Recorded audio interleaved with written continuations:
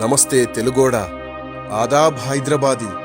నేను మీ డేవిడ్ వార్నర్ను. మీ తెలుగు కవి శ్రీశ్రీ చెప్పిన మాట నా గురించే కావచ్చు. నిప్పులు చెరుగుతూ నింగికెగిరితే నిబిడాశ్చర్యంలో వీరు, నెత్తురు కక్కుతూ నేలకు రాలితే నిర్దాక్షిణ్యంగానూ వీరే. అవును, సన్ రైజర్స్ హైదరాబాద్ జట్టుకు కప్పందించినప్పుడు మీరు నన్ను ఆకాశానికెత్తుకున్నారు.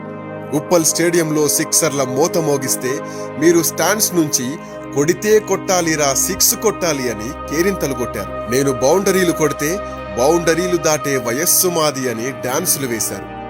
అలాంటి నేను ఇప్పుడు ఐపీఎల్లోనే లేను. ఏ జట్టు నాపై దయతలచలేదు. నాది పేరుకు ఆస్ట్రేలియా అయినా అభిమానమంతా ఇండియా పైనే. నా కూతురుకు ఏకంగా ఇండియా అనే పేరు పెట్టుకున్నాను.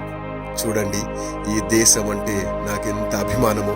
హిందీ, తెలుగు సినిమా పాటలకు నేను, నా కుటుంబం ఎంత బాగా డాన్స్ వేస్తామో మీకు తెలుసు కదా. అది అలవోకగా వేసే డాన్స్ కాదు, ఆత్మానందంతో చేసే తాండవం. అసలు నన్నెందుకు ఎవరూ తీసుకోలేదు? నేనేం తక్కువ చేశాను? ఒక్కసారి రికార్డులు చూసుకోండి. ఏ విదేశీ క్రికెటర్ కూడా ఐపీఎల్లో నాలాగా 6,000 పరుగులకు పైగా చేయలేదు.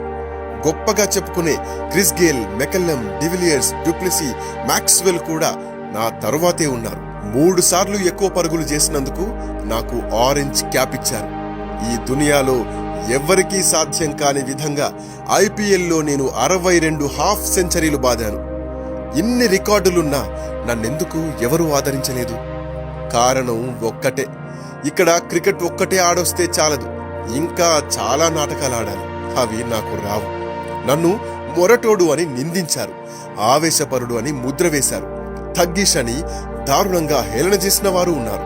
ఆస్ట్రేలియా క్రికెట్ కు గుడ్ బై చెప్పినా నేను ఐపీఎల్ ఆడాలనే అనుకున్నాను. ఇండియాలోని స్టేడియాలన్నీ కలియ తిరగాలనే భావించాను.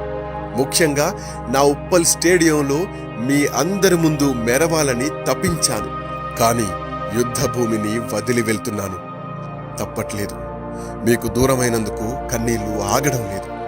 మనం మళ్ళీ ఇండియా వెళ్ళమా నాన్న అని నా 2 బిడ్డలు అమాయకంగా అడుగుతున్నారు. ఐపీఎల్ సీజన్ వచ్చిందంటే చాలు బ్యాగులు సదిరే నా భార్యకు ఇప్పుడు ఆ పని లేదు. క్రికెట్లో నాదొక చరిత్రగా మిగిలిపోవచ్చు, నాదొక ముగిసిన గతం కావచ్చు. కానీ మీతో నా అనుబంధాన్ని కొనసాగించడానికి నేను అమ్ముడుపోవాల్సినటువంటి అవసరం లేదు. వస్తా, తప్పక వస్తా. మీ అందరి ఇండ్లకు వస్తా. క్రికెటర్గా కాకపోవచ్చు, కానీ వెండి తెరపై మీ అభిమాన నాయకుడిగా వెలుగులు పండించడానికి వస్తా. ఓ తెలుగోడా, అలై బలై తీసుకుంటావు కదా?